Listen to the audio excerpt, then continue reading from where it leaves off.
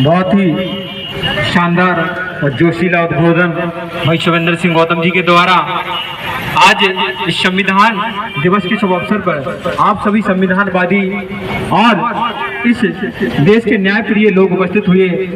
आप सभी बहुत ही बधाई की बात है। इसी के साथ मैं बहुत ही कम समय में अपनी बात रखूंगा और इसके तत्पश्चात ये आज का जो संविधान दिवस कार्यक्रम समापन की ओर। साथियों, ये सच्चाई है कि हमारा देश भले ही 15 अगस्त 1947 को आजाद हो गया हो, हमारा देश भले ही 15 अगस्त 1947 को आजाद हो गया था, लेकिन इस देश की व्यवस्था बराबर थी। जो अमीर था वो अमीर रह गया, जिसके पास जमीन जगह थी उसके पास बराबर वो थी, जिसको और बराबर जातिवाद जैसी व्यवस्था पनप रही थी। लेकिन अगर सही मायने में आजादी मिली तो कब मिली? 26 जनवरी 1950 को जब इस देश में संविधान लागू हुआ, तब जाकर इस देश में सही आजादी मिली। तब जाकर हमें पढ़ने लिखने और तमाम प्रकार के कार्य करने का अधिकार मिला। अन्यथा ये देश तब भी उसी समय पर उसी प्रकार से गुलाम रहा। लेकिन साथियों, जिसमें डॉक्टर बाबा साहेब अम्बेडकर ने इस जो प्रारूप समिति के अध्यक्ष चुने गए, उन्होंने तमाम प्रकार की उच्चताएं लागू की।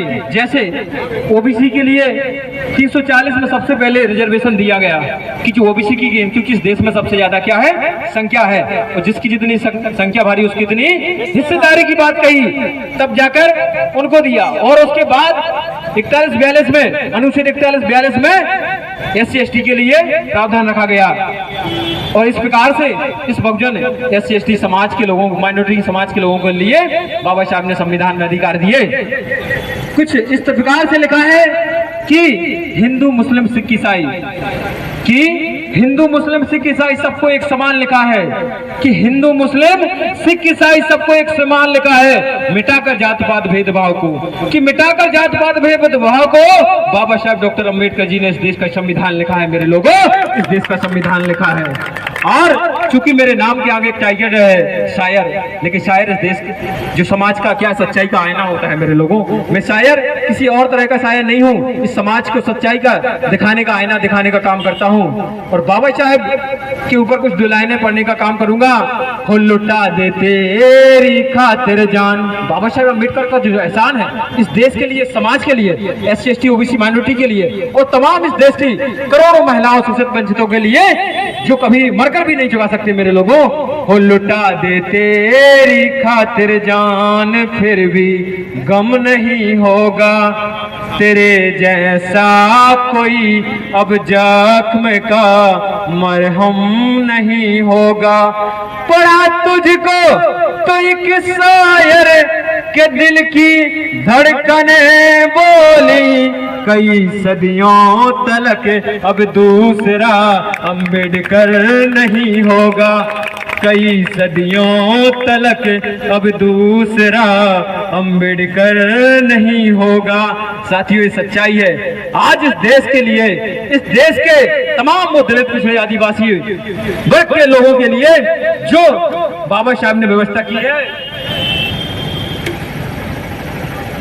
है, उनका एहसान हम मरकर भी नहीं चुका सकते। मेरे लोगों, बाबा साहब, कई लोग हमें बहुत ही उस मानसिकता से देखते हैं, हमसे ईर्ष्या करते हैं, नफरत करते हैं, लेकिन हम लोग संविधानवादी लोग हैं, मानवता को मानने वाले लोग हैं। और आप लोग धैर्य बनाकर रखिए। एक भाई ने कहा कि भाई हम लोग कार्यक्रम कर रहे हैं लेकिन कोई साथ नहीं दे रहा है। ऐसा नहीं है मेरे भाई, कि ऐसा बिल्कुल नहीं है। जिम्मेदारियां हैं, क्योंकि बाबा साहब ने कहा था कि हमें 4 रूपों से सक्षम होना है। कितने?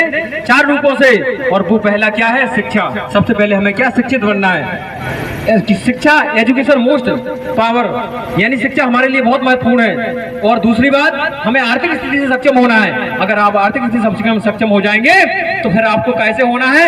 सामाजिक रूप से। उस सामाजिक रूप से सक्षम हो जाएंगे तो फिर आपको राजनीतिक रूप से सक्षम होना पड़ेगा।